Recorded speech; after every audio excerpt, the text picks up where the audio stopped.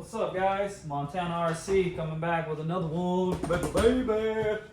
Well, I know I told you guys that I was gonna make a video bashing this thing, which I still am, but due to the weather, it's been a blizzard for 2-3 days in Montana, and it's been like that almost for a week with cold temps down to 1 degree, and I'm just not feeling that. So I have ordered parts for this thing, and that's what we're going to talk about today. And I've been waiting for about 2 weeks now. Amazon workers are on strike, packages have been sitting, yada yada. So I want to talk to you guys about what we're doing, because clearly I'm going to be making a video for you guys, sending it, but I want to talk to you guys about what's been going on with the truck with 3 runs out of the box. If you go back and watch my video on the day that I wanted to test out the paddle tires, just a nice little skiff of fresh powder. The truck did amazing, but it lasted about 8 minutes of runtime. Now, if you go back on YouTube, awesome guy, great guy to follow, Jason Kearney, RC. The guy's very knowledgeable, and he kind of was having the same issue that I'm having. And he said that I got a little bit more runtime out of it than him. So I assumed that it was my batteries, because I think in May I purchased 3 Max V2s, and I bought like 4 packs of 6700s and the whole charger, because I like to do bashing on the side besides racing. Well, they got a lot of runtime, so I assumed that my batteries might have been just, drawn out and dead. That wasn't the case. So what's going on is, because I tried those same batteries and the Maxes on the same temperature outside, it was like 15 degrees, and I got a half-hour runtime in the snow with the Max. I'm definitely gonna get some paddle tires for that guy too. So what's going on is I'm getting a hold of Traxxas again, because as you can see, the truck's mint. That's like everything, I try and keep it mint. The ESC, I think, is pretty much toasted. So I went out to try it again on the street. It was 25 degrees out. Still ran great for 5 minutes, 6 minutes, like it should, tons of power, and then all of a sudden, limp mode right off the bat, right? So, went into limp mode, okay? So what did I go and do? I was like, okay. Went and purchased 2 of these guys, brand freaking new, okay? Got them on Black Friday, Cyber Monday, whatever. Is Traxxas doing a big sale? Absolutely not. It was like 10% off. So bought new packs, figured that would solve the issue. Did not. So I got 2 new packs, about $240, which are great because I'll run them in here. So the ESC is pretty much done. So I'm going to get a new one, then I'm going to sell it. And yeah, so it's kind of been a bummer. It's not like it's easy to load everything up, go drive clear out to the spot up in the woods just to get 8 minutes of runtime. I want to do a good video of bashing for you guys. So that's the first thing that pretty much right out of the box I'm not too happy with. Then of course everybody knows about the weak spot. So if you guys know anything about this, I'm sure you guys have been on YouTube.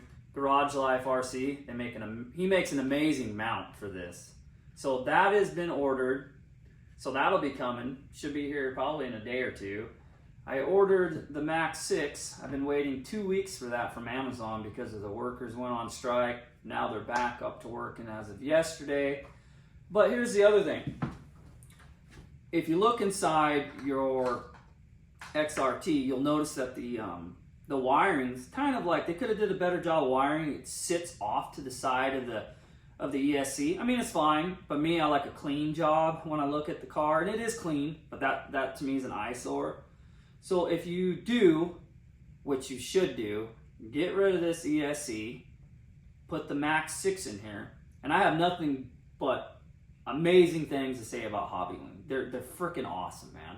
I know, because I'm running one right now in my badass racing buggy that I got, 1/8 scale, and it shreds. I mean, it shreds. Then I picked up a Max 8 G2 for the sledge, running the stock motor.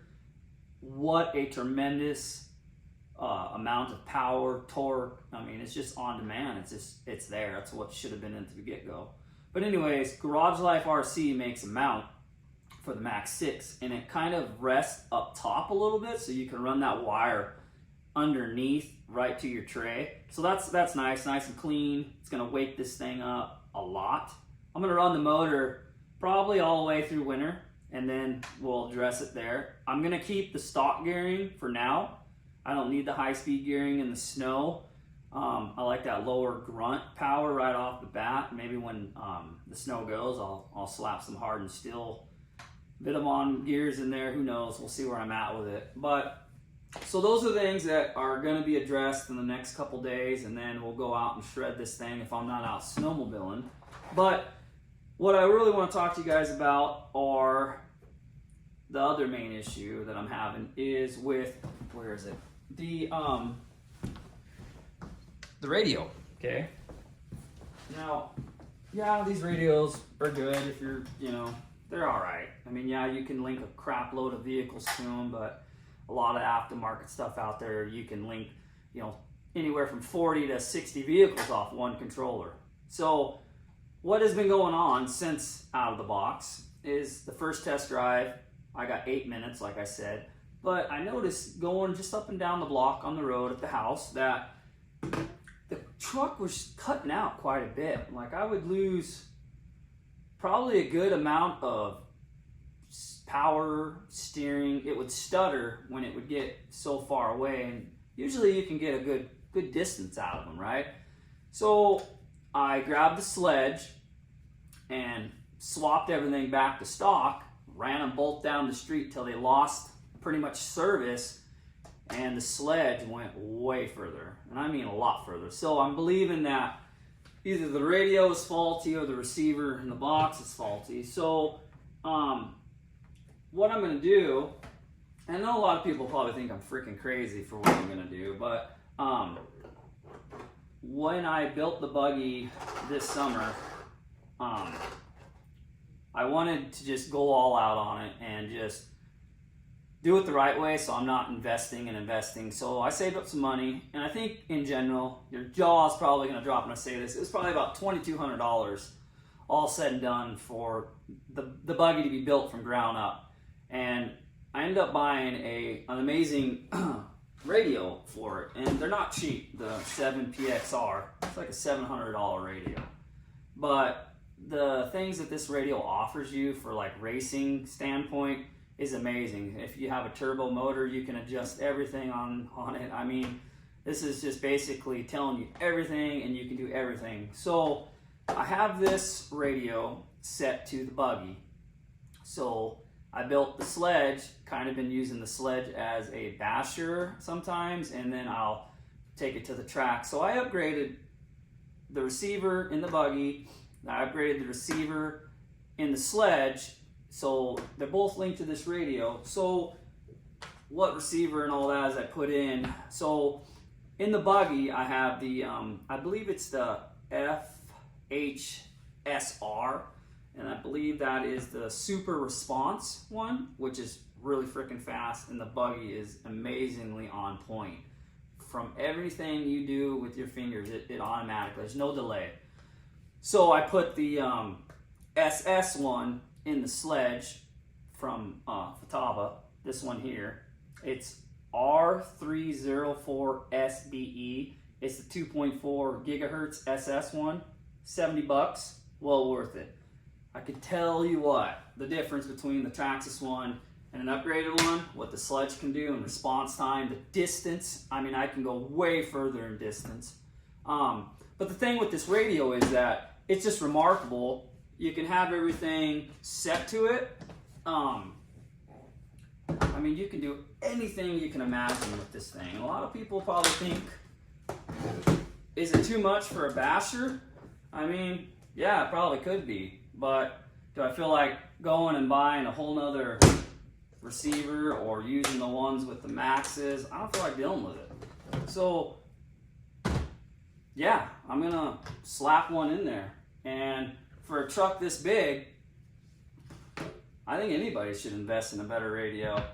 I just think it's well worth it. If you have the money, get a better radio. These radios, I'm not happy with them at all. So this thing is the do-it-all. And I would surprise that there's not a lot of people out there that are probably doing this. As you can see right now, it's all LCD screen. It's hooked up to the sledge. Right now, I'm gonna tell you guys, hands down, it's an expensive radio, but the feel and the quality of this radio, I mean, let's just show you guys. I mean, you have a hotspot here, you have an amazing antenna, your screen choices are amazing. It's super user-friendly. You can bring up certain displays. You have your steering trim, your throttle trim, you have a channel 3, a channel 4, you have a dual rate, you have a brake rate. I mean, the list goes on and on and on. You can do everything from system to, you can go into your model menu, you can change and select your models. I mean, you name it, the thing will do it. It's just insane. You can go to an accessory menu, it'll tell you everything from gyro link to rollout to your gear ratio chart. Yeah, it's kind of more geared to, geared towards racing. I know that, but